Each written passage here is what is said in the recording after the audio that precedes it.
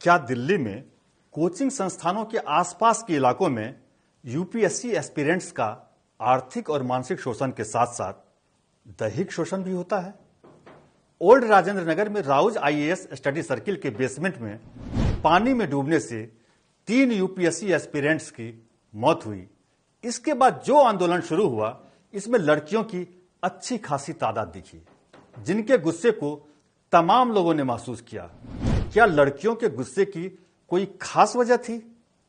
क्या कोचिंग संस्थानों के आसपास कुछ ऐसे गिरोह सक्रिय हैं जो आईएएस आईपीएस बनने का सपना लेकर आने वाली छात्राओं का यौन उत्पीड़न करते हैं? ये सवाल क्यों उठे हैं और ये सवाल कितने गंभीर हैं?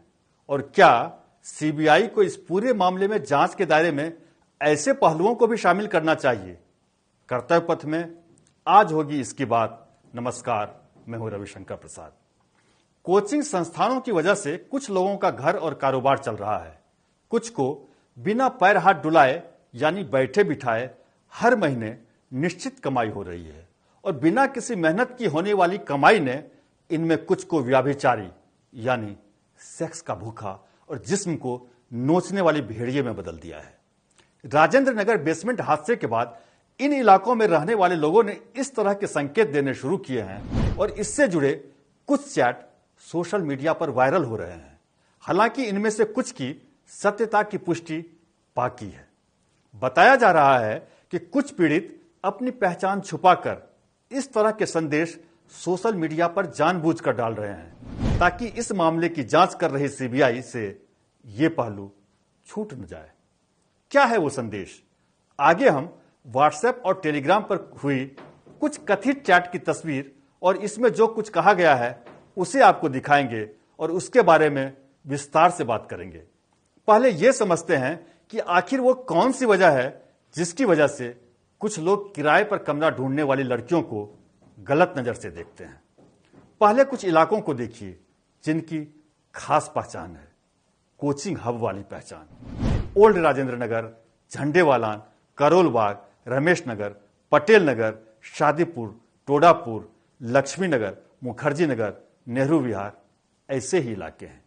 ये इलाका देश भर के तमाम राज्यों से यूपीएससी की तैयारी करने वाले छात्रों का बड़ा ठिकाना है। आप ये भी कह सकते हैं कि इन इलाकों में रहने वाले कई लोगों का घर यूपीएससी एस्पिरेंट्स ही चलाते हैं, क्योंकि किराए पर रूम लेने से लेकर रोजमर्रा के सामान खरीदकर वो यहां के लोगों को रोजगार और परिवार पालने का जरिया देते हैं। लेकिन जो इनका पेट भरता है, उन्हीं के स्वाभिमान पर लात मारना यहां के कई लोगों की आदत बन गई है। इसकी वजह मांग और आपूर्ति का सिद्धांत है। असल में इन इलाकों में मकान और रूम सीमित हैं और यहां रहकर कोचिंग करने वालों की संख्या ज्यादा।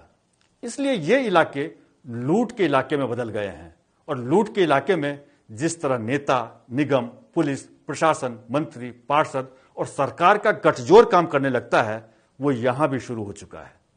जब गलत करने वालों को सत्ता और पुलिस प्रशासन की शाह और छांव मिलने लगे तो उनका बेलगाम होना लाजमी है। अब सोशल मीडिया एक्स पर वायरल हुए इस टेलीग्राम चैट का स्क्रीनशॉट देखिए। टेलीग्राम पर यह चैट एक सत्यम नाम के किसी शख्स से हुई है। इसमें सत्यम से पूछा गया कि क्या लड़कियों को कमरे देते हो? सत्यम पूछता है किसे चाहिए? जवाब मिलता है 2 लड़कियां हैं, उनको चाहिए। इसके बाद दूसरा चैट है जिसमें सत्यम से कहा गया है कि इसे 1 BHK या 1 रूम चाहिए जो पूरी तरह इंडिपेंडेंट हो, क्योंकि 2 लड़कियों को रहना है। सत्यम जवाब देता है 20,000 रेंट देना होगा। दूसरी तरफ से पूछा जाता है क्या 1 BHK का? इस पर सत्यम जवाब देता है हां, 2 लोग रहोगी ना? इस पर लड़की अपना बजट 15,000 होने की मजबूरी बताती है। वो ये भी कहती है कि इस वक्त तो ऑलरेडी 2 BHK फ्लैट में 22,000 में रह रही है।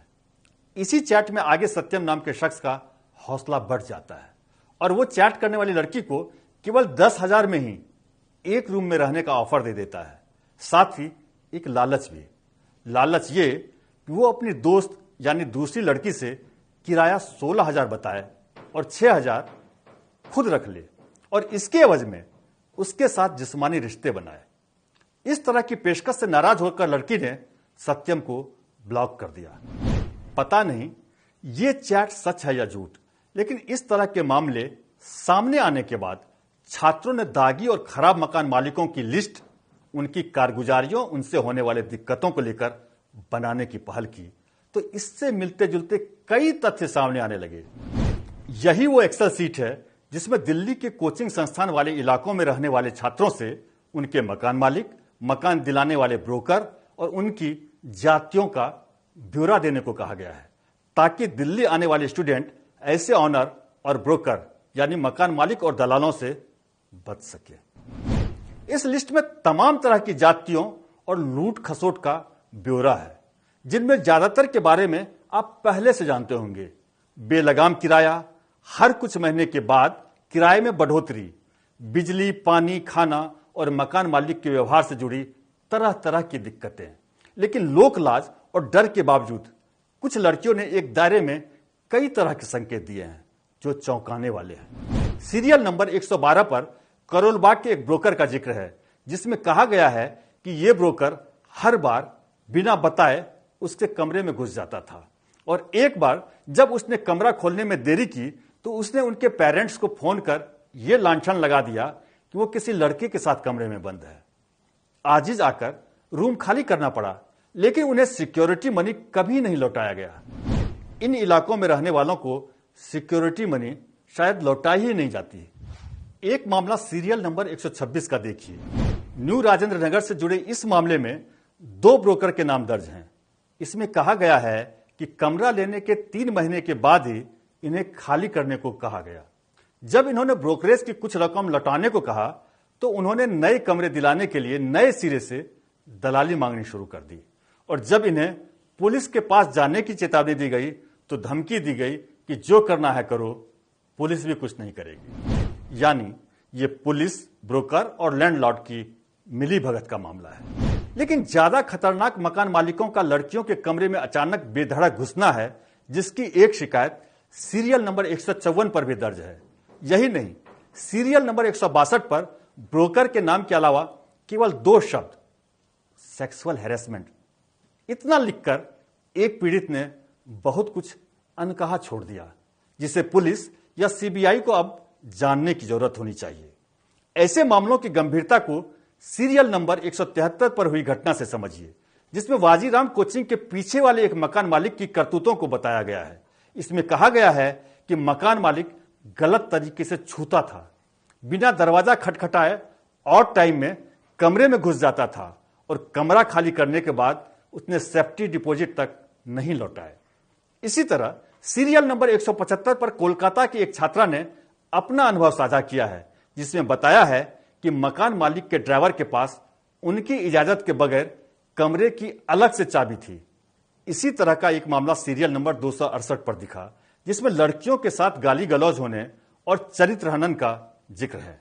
इस मामले में पुलिस से शिकायत तक हुई, लेकिन पुलिस पर मकान मालिक और दलालों से मिलीभगत के आरोप लगे, और लेडी इंस्पेक्टर तक ने लड़कियों की मदद से इनकार कर दिया। एक से बढ़कर एक आरोप, सब बेहद गंभीर। पुलिस प्रशासन तक शिकायत, लेकिन एक्शन के नाम पर शून्य।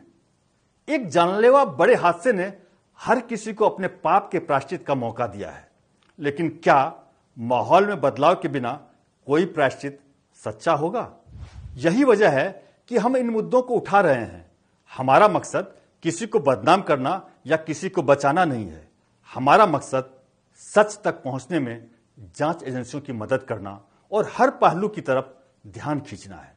चूंकि यह मामला यूपीएससी एस्पिरेंट्स के यौन शोषण से जुड़ा है, इसलिए इस मामले के सामने आने के बाद आंखें मूंद लेना अपनी जिम्मेदारी से भागना है, लेकिन कर्तव्य पथ पर चलने वाले ऐसा नहीं कर सकते। क्या इतने खुलासों के बाद अब बेलगाम मकान मालिक, ब्रोकर और सिस्टम की मिलीभगत से तैयार माफिया पर लगाम लग पाएगा? आप क्या सोचते हैं? अपनी राय हमें कमेंट बॉक्स में दें, और यह वीडियो पसंद आया हो तो इसे लाइक कर दोस्तों के साथ साझा करें। हमारा चैनल पसंद आया हो तो इसे सब्सक्राइब कर हौसला जरूर बढ़ाएं।